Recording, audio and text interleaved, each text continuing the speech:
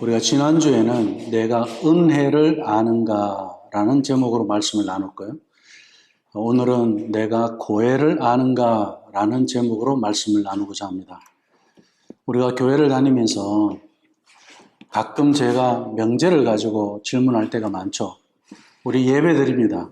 예배가 뭐죠? 그럼 예배는 드리고 있는데 예배가 뭔지를 몰라요. 교회를 다녀요. 교회가 뭐죠? 그럼 교회를 몰라요. 그냥 간판에 있는 교회인 줄만 알아. 그래서 공동체의 그 교회의 본질은 또 몰라요. 그리고 또 은혜도 마찬가지죠. 우리가 은혜 받았습니다. 감사합니다. 오늘 너무 은혜가 충만했습니다. 이 말을 자주 사용하고 있지만 막상 은혜가 뭐죠? 라고 물어보면 우리가 말을 잘 못해요. 저는 충분히 이해를 합니다. 말을 했다가 틀릴까 봐. 근데 설명하기가 좀 힘들지만 그래도 생각으로 이해하고 알고 있는 것. 뭐 충분히 우리 그렇게 또 이야기를 할 수 있습니다. 그렇지만 우리가 성경에서 말씀하고 있는 이 중요한 명제들은 그냥 대충 알아서는 안 됩니다. 정확하게, 분명하게, 확실하게 성경에서 무엇이라고 말씀하는지에 대해서 정리가 돼 있어야 됩니다. 그래야 설교를 들을 때도 우리가 바로 설교가 쏙쏙 들어옵니다. 그리고 말씀이 성령으로 말미암아 바로 깨달아갈 수 있게 되는데 문장에서 우리가 단어 하나만 빠져도 그 문장을 이해 못하잖아요. 마찬가지로 성령님께서 이 말씀을 해석해 주시고 알게 해 주셔야 되는데 그게 빠져버리면 우리가 아무리 말씀을 들어도 그 말씀이 나의 지식을 쌓아줄지는 모르지만 우리 믿음 생활을 하는 것과는 전혀 다른 삶의 결과를 만들어냅니다. 그렇기 때문에 오늘 우리가 고엘이라는 이 단어 그리고 지난주에 나눴던 이 은혜는 우리 신앙생활에 있어서 가장 핵심된 메시지입니다. 성경 처음 시작부터 우리 주님 오시는 마지막 이 종말의 때까지 요한계시록까지 이 은혜와 고엘이라는 이 중심 사상이 흐르고 있기 때문에 그렇습니다. 그래서 우리가 성경을 보더라도 하나님의 창조 속에서 은혜를 경험할 수 있어야 돼요. 또 고엘을 경험할 수 있어야 돼요. 왜냐하면 이 고엘이 없으면 이 지구 역사가 이어져 올 수도 없어요. 그리고 우리가 성경도 지금 볼 수가 없는 거예요. 신앙의 전수 이어져 오는 그 고엘이 있었기 때문에 우리는 예수님이 이 땅에 오시게 되었고 그리고 또 하나님의 말씀을 우리가 이어온 이 은혜가 있었기 때문에 이 성경을 지금 우리가 볼 수 있는 겁니다. 그렇지 않으면 이 수천 년 동안 이 성경이 이어져 올 수도 없었을 것이고 신앙도 중간에 끊어져서 또 다른 종교가 나왔을지 몰라요. 그러나 이 은혜 가운데서 우리 하나님은 우리에게 처음과 마지막에 변함없으신 시대가 바뀌고 상황이 바뀌고 문화가 바뀌고 나라가 바뀌고 제국이 바뀌어도 하나님은 변함이 없으신 전에도 계시고 지금도 계시고 장차에 또 오실 그 하나님에 대해서 정확하게 말씀해 주고 있는 겁니다. 그 중심에 이 고엘이 있는 겁니다. 근데 고엘을 알기 전에 우리가 은혜를 먼저 알아야 되기 때문에 지난주에 우리가 은혜에 관해서 설교를 한 겁니다. 자, 우리가 은혜에 대해서 우리 밴드에 제가 다음 주 목요일에는 우리가 거기 가서 예배하자고 그랬습니다. 은혜를 가지고 책을 쓴 사람인데 아주 유명한 작가죠. 필립 얀시라는 사람이 토론토에 오더라고요. 제가 몇 달 전부터 그걸 와치하고 있었는데 여기 들어오다 보니까 여기 게시판에 또 우리 세인트 자일스 교회에서도 그걸 붙여놨어요. 광고지를. 그리고 저는 그걸 와치하고 있다가 이번에 꼭 한번 가서 그 사람을 직접 한번 보고 안 되는 영어로 구글 앱이라도 틀어놓고 한번 들어봐야 되겠다. 이렇게 생각을 하고 이번에 우리 목요일은 다 거기 가서 예배했으면 좋겠다. 뭐 평상시에 못 오시는 분들도 아마 자리가 없을 것 같아요. 워낙 지금 미리 다 이 신청을 받고 막 그렇게 하더라고요. 워낙 유명하신 분이니까. 근데 이분 책이 제 신앙생활에 굉장히 도움된 책이 하나 있었어요. 놀라운 하나님의 은혜라는 책이에요. 우리 집에 영어로도 그 책이 있고 한국어로도 그 책이 있는데 애들한테 제가 필독서로 읽히는 책이에요. 은혜를 모르면 우린 예수님을 믿는 게 무엇인지 몰라요. 은혜를 알아요. 그래서 이 책이 은혜가 무엇인지 알게 하는데 굉장히 성경적으로 잘 설명을 해줍니다. 한국 책으로 번역됐을 때는 놀라운 하나님의 은혜, 정말 제목을 보면 읽고 싶죠. 근데 원래 영어 제목은 그렇지 않습니다. 어떻게 되어 있냐면 하나님의 은혜, 뭐가 그렇게 놀랍습니까? 이렇게 질문을 하는 책 제목이에요. 왜 필립 얀시는 이런 질문을 했을까요? 교회가 은혜라는 말은 많이 사용하는데 그 은혜라는 말을 사용하는 교회에서 은혜를 경험할 수가 없다는 이야기입니다. 예. 그게 뭐 그렇게 놀랍습니까?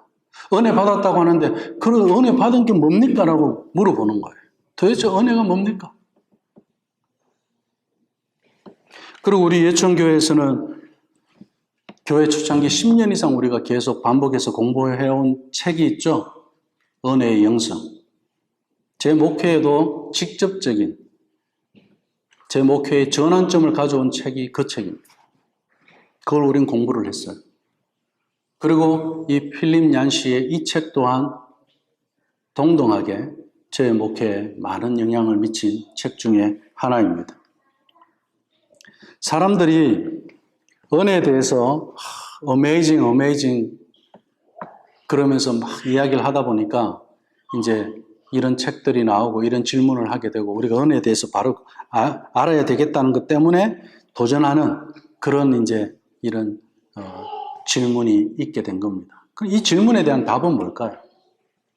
은혜가 무엇인지에 대해서 은혜가 왜 그렇게 크고 놀랍습니까? 라고 그렇게 질문했을 때 우리는 고엘 때문입니다. 이렇게 이야기를 해야 돼요. 이게 답이라는 겁니다. 그럼 고엘이 뭐냐나? 이것을 우리가 오늘 말씀을 통해서 보고자 합니다. 우리가 하나님의 은혜를 생각할 때 지난주에 특히 두 단어를 가지고 이야기했어요. 기억하십니까? 우연이라는 단어. 우리 우연히 예천교회를 다니게 됐어. 우연히 예천교회 누구를 만났어. 우연히 내가 학교에서 누군가를 만났어. 우연히 내가 직장에서 누구를 만났어. 우연히 하경이 아빠가 한국에서 저를 만났어요. 그래서 하경이가 토론토에 오게 됐어요. 우연히 만났어요. 우연히 들었어요. 그런데 마침 그때 제가 한국을 들어갔어요. 그리고 마침 한국에서 그 소식을 듣고 만나자고 했어요. 그래서 하나님의 역사가 이루어졌어요. 이런 이야기들입니다. 우리 삶 속에 얼마든지 있을 수 있는 이야기죠. 우연히 내가 이런 가게를 시작했어. 우연히 내가 이런 직장을 다니게 됐어. 우연히 내가 이 학교를 들어갔어.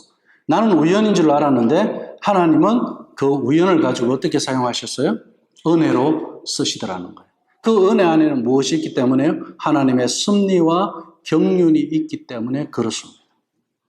그렇다면 그 우연히와 마침이라는 그 은혜 안에서 하나님의 섭리와 경륜을 우리가 말할 수 있어야 돼요. 그걸 이야기하다 보면은 그 섭리와 경륜이 바로 고엘이구나 이걸 알게 됩니다. 하나님의 스토리가 하나님의 역사가 계속 이어지게 하는 거예요. 그것을 이어져 가게 하기 위해서 오늘 말씀에서 무슨 단어가 나옵니까? 기업 물을 자.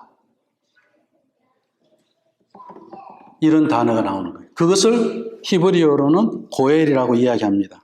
대를 이어줄 자. 루키는 이 헤세드 은혜와 고엘, 이 대를 이어갈 자, 그리고 기업 물을 자, 이 메시지를 아주 짧고 강력하게 전해주는 성경 중에 하나입니다. 그래서 우리가 룻기를 공부하고 할 때는 은혜라는 단어와 고엘이라는 단어를 빼고 들으면 윤리로 끝나는 거예요. 착한 며느리 있었더라. 고생한 시어머니가 있었는데 그 시어머니 때문에 그 시어머니가 고생해갖고 말하라 그래라 그러더라. 나중에 보니까 그 집안이 잘 됐다 그러더라. 하나님 복 주셨나 보다. 복 주셔서 그냥 그렇게 해피엔딩으로 끝났다. 이렇게 말할 수 있어요. 그런데 그렇지 않아요. 고엘은요, 첫 번째, 우리를 신앙의 사람으로 부르시고 이어가게 하기 위해서 사명자로 세우십니다. 고엘. 자, 지금 룻이 하나님 앞에 생존을 위해서 살아가는 사람이 되었습니까? 사명을 위해서 살아가는 사람이 되었습니까? 사명을 위해서 살아가는 사람이 되었습니다. 이것을 우리는 무엇이라고 이야기하느냐면 그 은혜의 답으로 고엘, 룻이 이제 기업 물을 자의 가문으로 들어오게 되는 거예요. 놀랍죠? 룻기 1장과 2장을 보면 룻은 생존을 위해서 살았어요. 그죠? 그런데 룻기 3장부터 이제는 어떻게 해요? 상황이 바뀌기 시작해요. 하나님의 놀라운 간섭으로 우리 인간이 살아가는 우연이라는 그런 모습 속에서 하나님의 역사를 움직여가고 계시는데 하나님은 어떻게 해요? 보아스를 통해서 생존을 위해서 살아가는 룻이 되지 아니하고 사명을 위해서 살아가는 룻이 되도록 바꾸어 가십니다. 이것이 고엘이에요. 내가 하나님의 은혜가 없었으면 생존을 위해서 그냥 바둥바둥하고 사는 사람이에요. 예수님도 몰라. 하나님도 몰라. 관심도 없어. 그리고 내 잘 먹고 잘 살면 돼. 그리고 건강하면 돼. 그리고 세상에서 내가 복을 받고 내가 윤리적으로 착하게 살면서 이 세상 다른 사람들에게 피해를 주지 않으면서 내가 살아가면 돼. 그렇게 이야기하면서 그렇게 살던 사람이었어요, 내가. 생존만을 보고 직장을 잃으면 두려워하고 그 먹고 사는 것 때문에 또 걱정도 하고 그 생존만을 위해서 사는 사람인 줄 알았는데 하나님의 은혜로 내가 구원을 받고 나서 보니 나에게 사명이 생겼다는 거예요.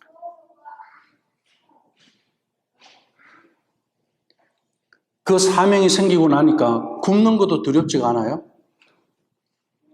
내 건강에 대해서도 하나님께 다 맡겼어요. 내 인생의 미래에 대해서도 두렵지가 않아요. 사명이 생기고 나서 보니까 보이는 게 사명밖에 안 보여요. 지금 룻은 고엘이 무엇인지를 경험해 가고 있는 겁니다. 아, 내가 이삭 하나 주었던 그것까지라도 하나님은 이제는 어떻게 해요? 네가 생존을 위해서 이삭을 줍는 자로 끝나지 말고 그 이삭을 만들어내는 그 기업, 하나님의 땅을 이어가는 자가 이제 되라는 거예요. 하나님께서 환경을 바꿔주시는 거예요. 평생 이삭 줍는 자로 사시겠습니까? 이삭을 생산해내는 밭을 가진 자로 사시겠습니까? 사명자는 이삭만 보지 않아요. 밭을 보는 사람이에요. 이것이 고엘이에요. 그리고 두 번째는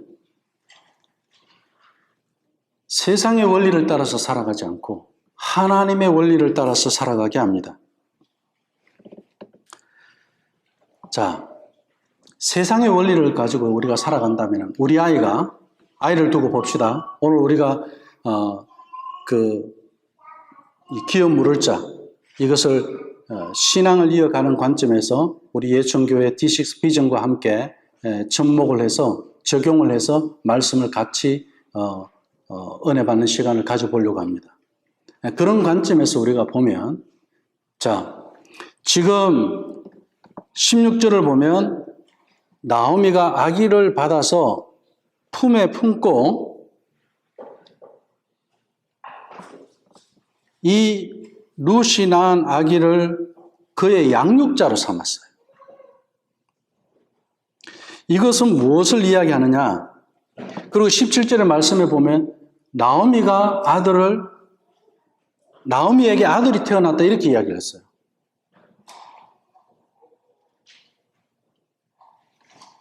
자, 다 내려놓고 조금 복잡할 수 있으니까 하나 정리하고 갑시다.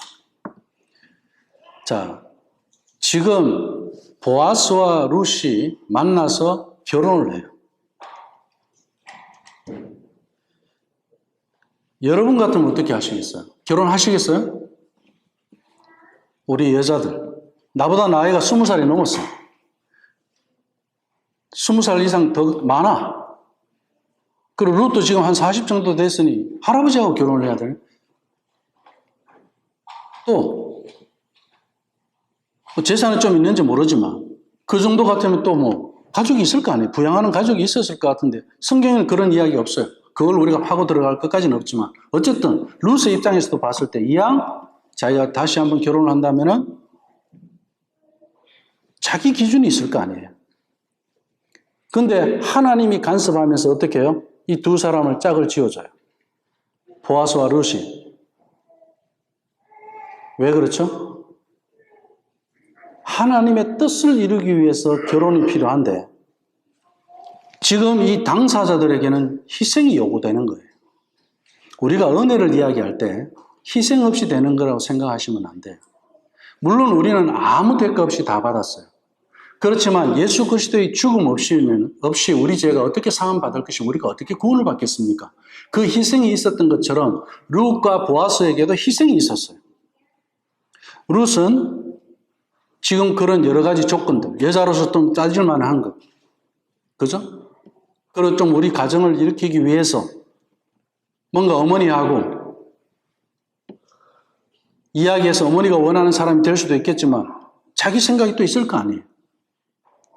어쨌든 룻의 입장에서도 희생이라고 우리가 볼 수 있는 거예요. 그럼 또 보아스는 또 어떻습니까? 고엘이라는 것이 얼마나 하나님께서 하나님의 원리대로 이 결혼을 주관하고 계시고 이들에게서 태어나는 아이까지를 주관하고 계시고 신앙이 이어지는 것을 주관하는 것이 고엘에서 시작된다는 것을 우리가 여기서 알 수 있는 거예요. 보아스 같은 경우는 룻과의 관계에서 아이가 태어난다 한들 지금 나오미 보세요. 자기 양육자라 그래요. 다른 사람들도 나오미에게서 아들을 얻었다고 그래갖고 동네가 또 난리예요. 어떻게 합니까? 야, 네 며느리가 10아들보다 낫다. 이렇게 칭찬을 하면서 나오미가 아들을 얻었다라고 그렇게 이야기해요.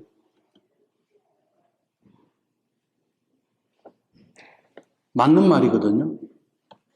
나오미의 아들 엘리멜렉,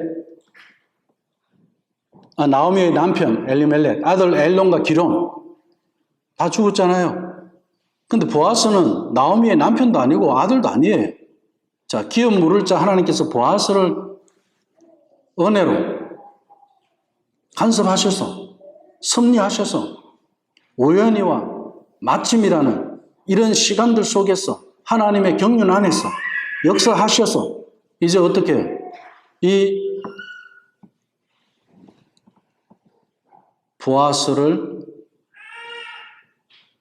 움직이고 계시는데 아무리 보아스가 덕이 있는 사람이라 한다 할지라도 내가 자식을 낳았는데 이 자식이 내 자식이 아니에요. 어떻게? 나오미 집안의 자식이 되는 거예요. 우리 집안의 자식이 아니에요. 그러니 첫 번째 아무개는 나는 나한테 손해가 있을 것 같다 이래갖고 희생 안 하잖아요. 그러니까 보아스에게는 지금 희생이 필요한 겁니다. 룻도 그렇고 보아스도 희생이 필요한 거예요. 우리가 은혜 이야기하면서요.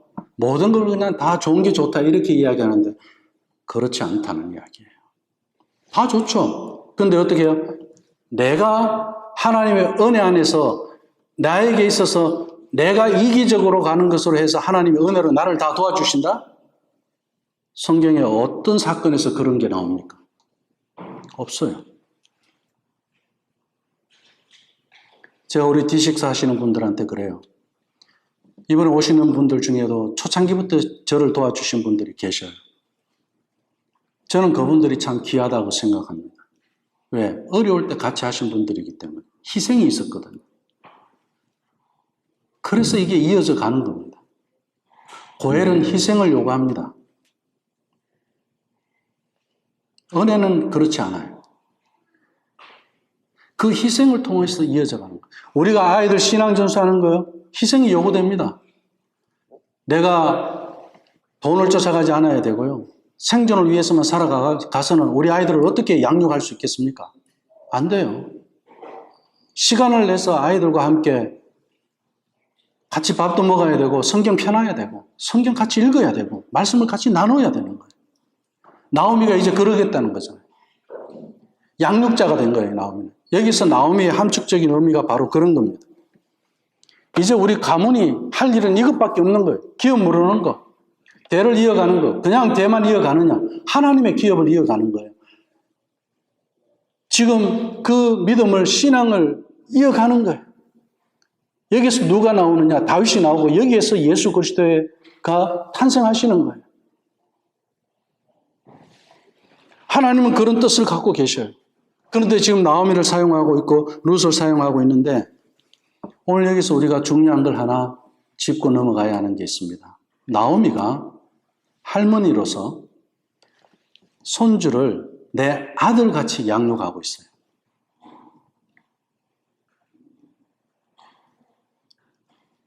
이것이 신앙 전수예요.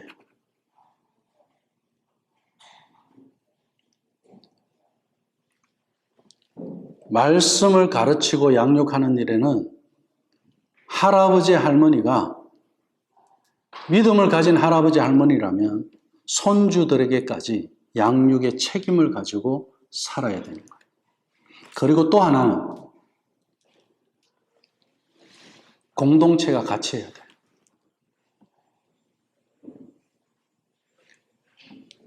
우리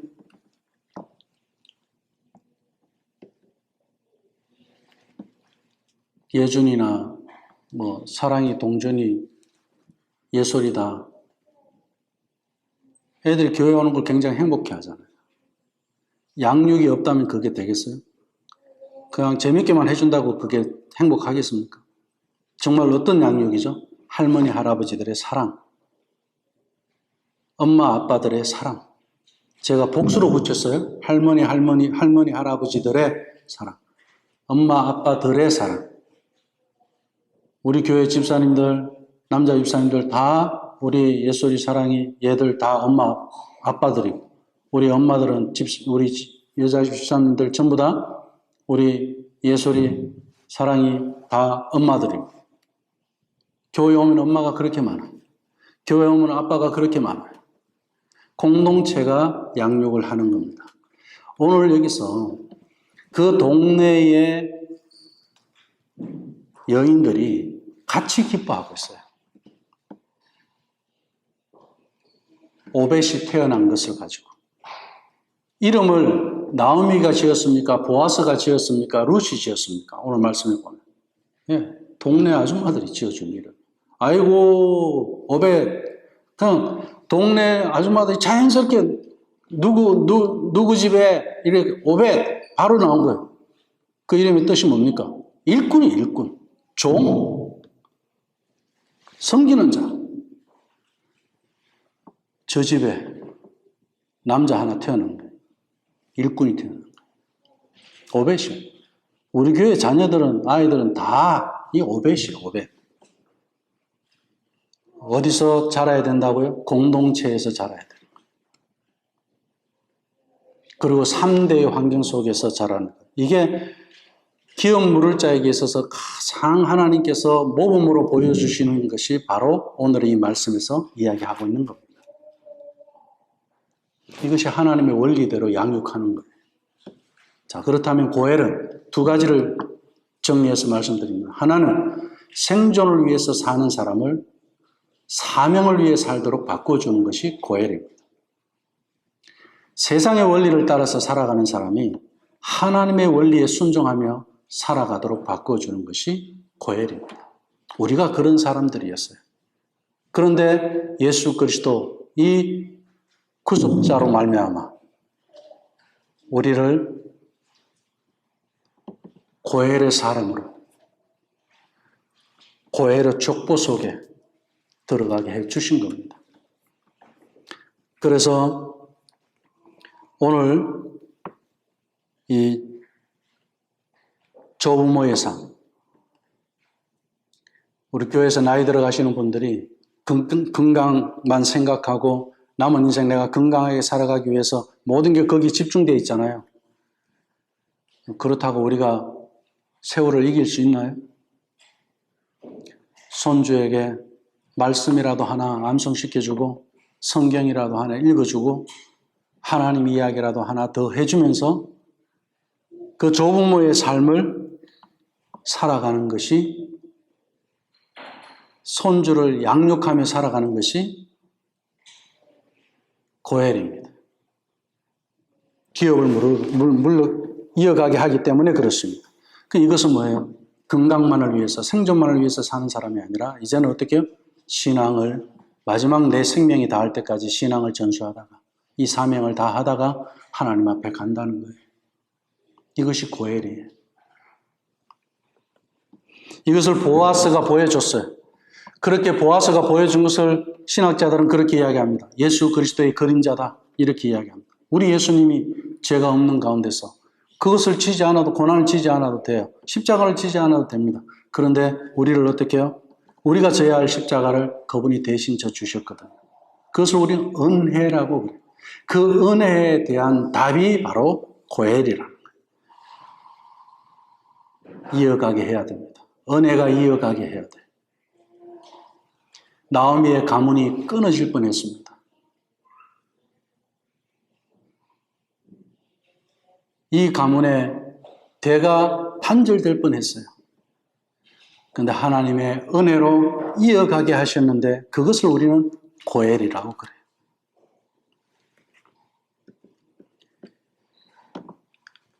오늘 나오미가 아기를 받아서 품에 품고 그의 양육자가 되었다라고 그렇게 기록하고 있는데 여기에는 함축적인 의미가 있습니다.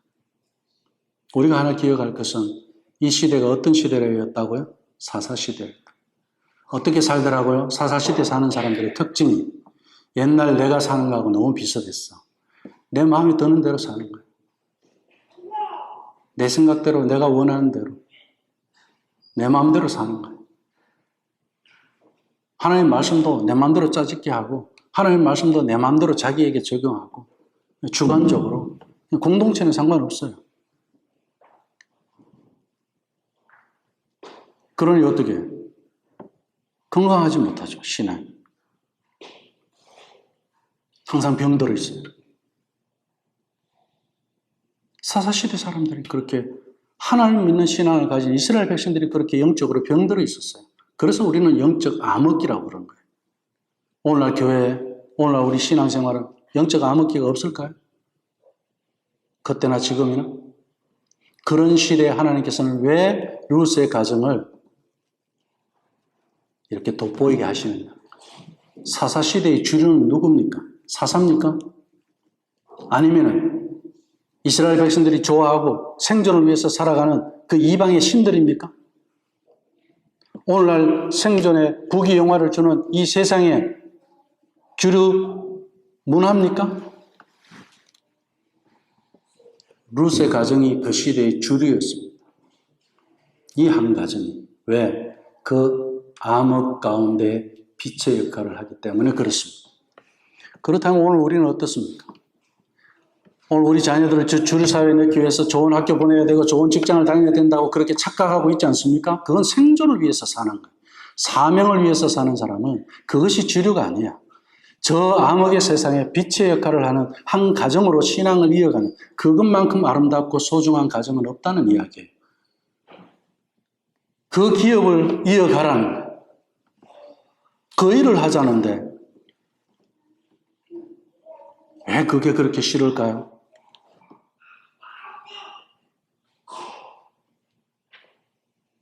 제가 이런 질문을 해요, 한국에서.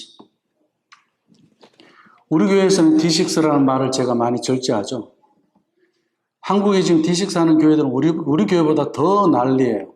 이 앞에도 뭐 D6 이래갖고 막 붙여놓고 막 강대상에 뭐 해놓고 또 제가 아는 목사님 보니까 그 설교 거기에도 뭐 아주 디자인 잘 해놨어요. 그거 보면, 이야, 참 잘하고 계십니다.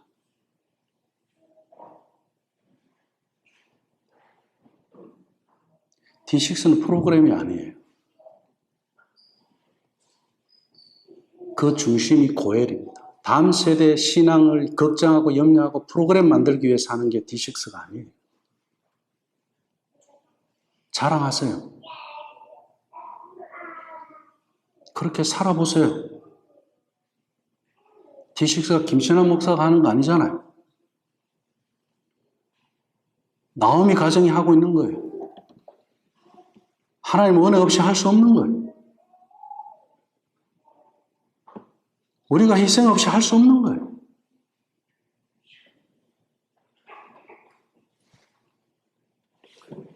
자기 소견대로 살았던 시대에 나오미가 아이를 품고 그 아이를 하나님의 사람으로 잘 양육하겠다는 그런 사명을 함축적으로 내포하고 있다는 것입니다. 나오미의 아들이 태어났다라고 말하는 것은 바로 여기에 있습니다. 저도 아직 신앙 전수에 반밖에 못했어요. 하나님께서 생명을 주신다면은 손주까지 신앙 양육하다가 하나님 앞에 가야 정말 오늘 이 룻기에서 보여주는 이 말씀을 제대로 한번 경험해 보는 거겠죠. 그 일이 그냥 되느냐는 거예요. 생존의 문제가 그렇게 쉽게 해결되느냐는 거예요. 생존의 문제를 생존 안에서 해결하려고 하지 마시고 사명 안에서 해결하시기를 주님의 이름으로 축원합니다. 그래야 밖에 답이 없어요. 생존은.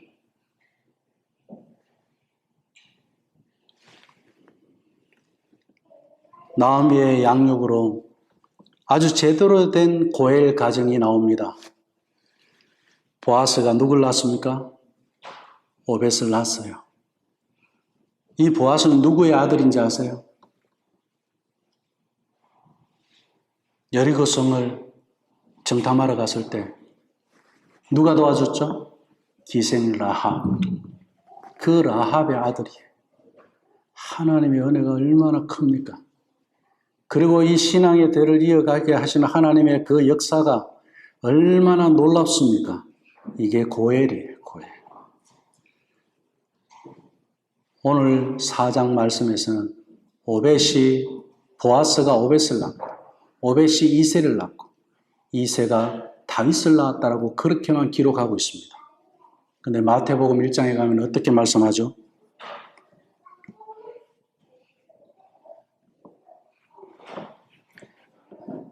유다는 다말에게서 베레스와 세라를 낳고, 다말이 누굽니까? 며느리였어요. 시아버지와의 관계에서 베레스가 태어났어요. 자, 마태복음에서는 부끄러운 것을 기록했어요. 우리 같으면 이름 빼고 싶죠. 헷세대가 없었으면 우리가 하나님 앞에 그런 부끄러운 존재였어요. 내가 아무리 도덕적으로 윤리적으로 착하게 살았다 하더라도 하나님 앞에서는 우리는 그런 부끄러운 존재예요. 다말과 같은. 그 베레스를 낳고, 베레스가 세라를 낳고, 베레스와 세라를 낳고, 베레스는 헤스론을 낳고, 헤스론은 라함을 낳고, 라함은 아미나답을 낳고, 아미나답은 나손을 낳고, 나손은 살몬을 낳고, 살몬은 라합에게서 보아스를 낳고, 이렇게 이야기합니다. 그 보아스예요. 그 보아스는 룻에게서 누구를 낳았다고요? 오벳을 낳았습니다. 여기 여인들이 이렇게 등장하죠. 같은 족보를 얘기하지만 이 마태복음에서는 유다의 며느리 다말, 그리고 기생 라합, 이방 여인 룻의 이름이 들어가 있습니다. 이 세 여인 속에 우리의 신분이 예수님을 믿기 전에, 우리가 헤세드, 하나님의 은혜를 경험하기 전에, 하나님이 나를 예수님 믿고 구원받기 전에 나의 신분을 그대로 보여준 거예요. 우리는 이방인이었어요. 선택받은 백성이 아니었어요. 선민이 아니었어요. 그리고 어떻게 해요? 하나님 보실 때는 우리는 다말과 같이 그런 간음하는 자고, 부패한 자고, 세상 가운데 죄짓는 자고, 기생처럼 그렇게 사는 사람이에요. 생존을 위해서 몸부림하면서 사는 사람들이었어요. 그런데 그 생존을 이제는 다 어디에 십자가에 못 박고 사명을 갖게 된 것은 하나님의 은혜라는 거예요. 그 사명을 헌십자같이 버린 사람이 누구예요? 아무개. 룻기 3장에서 이야기하고 있는 아무개가 있어요. 우리는 아무개가 되면 안 돼요. 저도 마찬가지죠. 하나님 우리에게 사명을 주실 때는 그냥 주시는 게 아니죠. 며느리를 통해서 낳은 자식, 기생을 통해서 낳은 자식, 이방인을 통해 낳은 자식들이 포함된 이 족보에서 다윗이 태어났고 예수님이 탄생했습니다. 얼마나 부끄러운 족보예요. 그럼에도 불구하고 우리가 하나님 앞에 그런 부끄러운 것을 아는 사람이라면 하나님 나에게 사명을 주실 때 하나님 내가 이것을 어떻게 감당하겠습니까? 하나님 내가 이것을 할 수 없는 나에게 이렇게 찬양할 수 있도록 해주시고 이렇게 기도할 수 있도록 해주시고 이렇게 봉사할 수 있도록 해주시고 이렇게 청소할 수 있도록 해주시고 이렇게 반주할 수 있도록 해주시는 하나님의 은혜가 얼마나 큽니까? 그게 은혜예요. 내가 임명받았기 때문에 책임이 있기 때문에 하는 것이 아니에요. 나는 지질해도 하고 싶어도 하나님 나를 안 시켜주시는 분이에요. 제 문제가 해결되지 않고는 하나님과의 관계가 회복되지 않고는 우리가 아무리 하려고 해도 안 되는 그런 우리에게 하나님께서 이렇게 주실 때는 하나님 나 같은 부족한 나에게 이렇게까지 하나님의 은혜를 베풀어 주신다. 그래서 목사하는 거예요.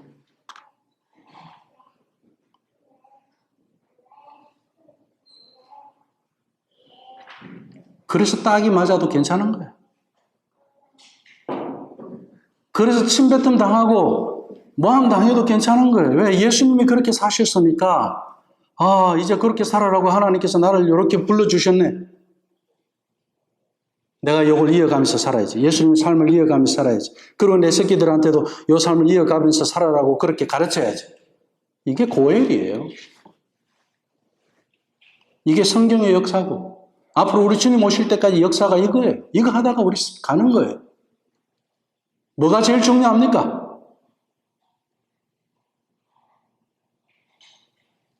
D6를 아무개처럼 신발 벗어 던지듯이 그렇게 생각하지 마세요.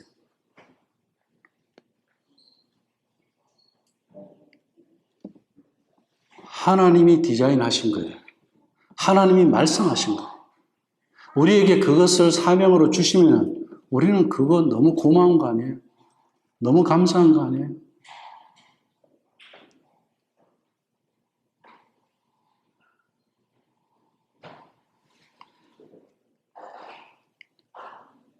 그런데 성경은 그 부끄러운 사실을 그대로 기록하고 있다는 것을 보면서 항상 나를 거울로 보는 거예요. 내가 이런 부끄러운 존재였지. 이걸 성경이 그대로 기록하고 있어. 왜 그렇게 기록하고 있을까요? 세상의 원리로 살았던 이 사람들이 하나님의 원리로 살아갈 때 거기에 예수 그리스도가 있다는 사실을 알게 해주시는 거잖아요. 우리가 한번 생각해 봅시다. 하나님 나라를 사는 이 방식이 세상의 방식과 어떻게 다른지. 어떤 사람들은 그러죠. 내가 부르심 받은 거, 내가 택감 받은 거, 육체를 따라서 살아가는 거, 교회를 다니면서도 뭐 좀 그러면서도 살 수 있지. 예수님이 그렇게 살아라고 십자가에 못 박혔겠습니까? 그건 아니잖아요.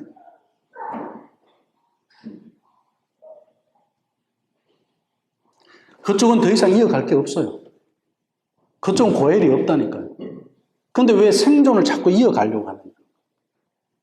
은혜를 이어가세요. 은혜를. 사명을 이어가세요. 예수정교회도 사명을 이어간다면 주님 오시는 그날까지 예수정교회가 있을 겁니다. 왜? 고엘이니까. 하나님 원리대로 그렇게 가지 않는다면 예수정교회도 고엘은 없겠죠. 그런데 하나님께서는 왜 은혜를 주셨느냐? 고엘로 이어가라는 거예요. 우리 가정을 고엘의 가정으로 세우겠다는 거예요. 우리 자녀들을 고엘의 자녀들로 세우겠다는 거예요.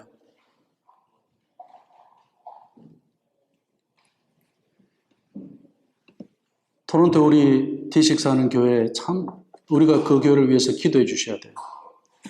D6 사역을 하다 보면은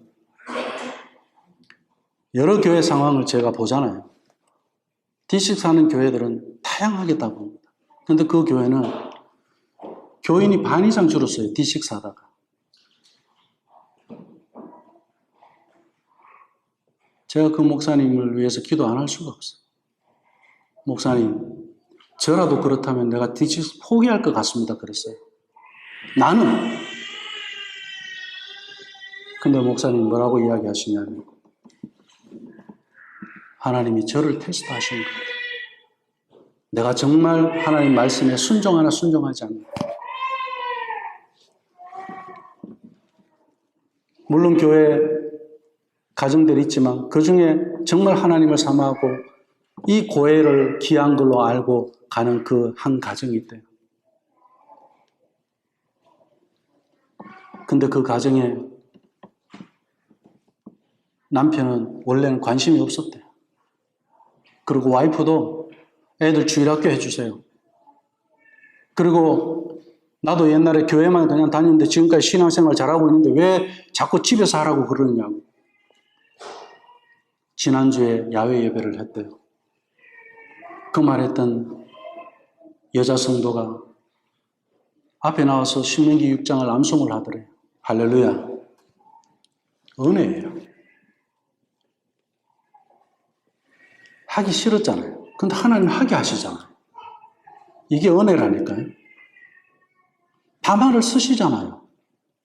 라합을 쓰시잖아요. 룻을 쓰시잖아요. 이게 은혜라니까요. 내가 하고 싶다고 결정하는 거 아니에요. 내가 하기 싫다고 안 하는 거 아니에요. 고린도전서 1장 26절에서 29절까지 말씀을 형제들아 너희를 부르심을 보라. 육체를 따라 지혜로운 자가 많지 아니하며 능한 자가 많지 아니하며 몸불 좋은 자가 많지 아니하도다. 그러나 하나님께서 세상에 미련한 자들을 택하사 지혜 있는 자들을 어떻게 한다? 부끄럽게 한다 그랬어요. 나는 미련한 자예요.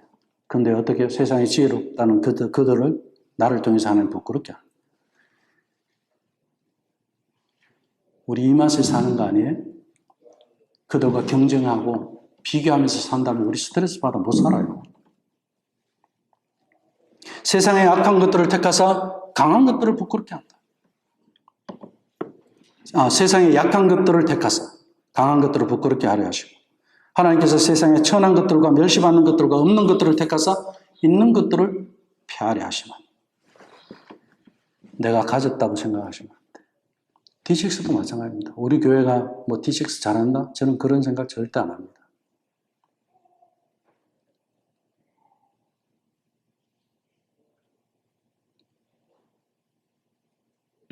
은혜를 은혜로 알면 되는 거예요. 그럼 안 되잖아요. 그럼 저는 또 우리 집에서 또 만날 되겠습니까? 희생을 요구하더라고요. 아버지의 희생이 필요하고 어머니의 희생이 필요하고 자녀들의 희생이 필요하고 그러면서 고엘 가정을 경험하는 거예요. 그렇지. 이 맛에 사는 거지. 우리 하나님 때문에 사는 거지. 우리 예수님이 제자들을 전도 보내면서 그랬습니다. 내가 양들을 이리 가운데 보내는 것 같다 그랬어요. 그런데 어떻게 했죠? 양들이 이리 가운데 가면은 싸워갖고 이길 수 있나요? 안 되죠. 택도 없죠. 양이 이리 가운데 가면서 몸을 좀 불려가가면 살 좀 찌어가 가면은 이리들이 무서워하겠지. 그럼 몸을 불려서 간다고 되겠습니까? 어떤 방법을 사용한다? 예? 일이 좀 무섭게 하려고 양들이 이마에 인상 주름 좀 잡고 나간다고 해서 뭐 그게 이리들을 이길 수 있겠습니까? 못 이겨요. 양들이 이길 수 있는 방법은 딱 하나입니다. 목자와 함께 있으면 돼요. 우리가 양이라 그랬어요. 우리 누구와 있어야 되는 사람들이에요? 예수님과 함께 있어야 되는 사람들이에요. 예수님과 함께 있으면 되는 줄로 믿습니다. 이리 가운데 보내준 우리 예수님은 양들을 그냥 내버려 두지 않아요. 그걸 이야기하자는 거예요. 그걸 이어가자는 거예요. 그걸 이야기한다면 은혜예요. 그걸 이어간다면 고엘인 거예요. 은혜를 이어가는 우리 예천교회 식구들 다 되시기를 주님의 이름으로 축원합니다. 기도하겠습니다. 하나님 아버지 감사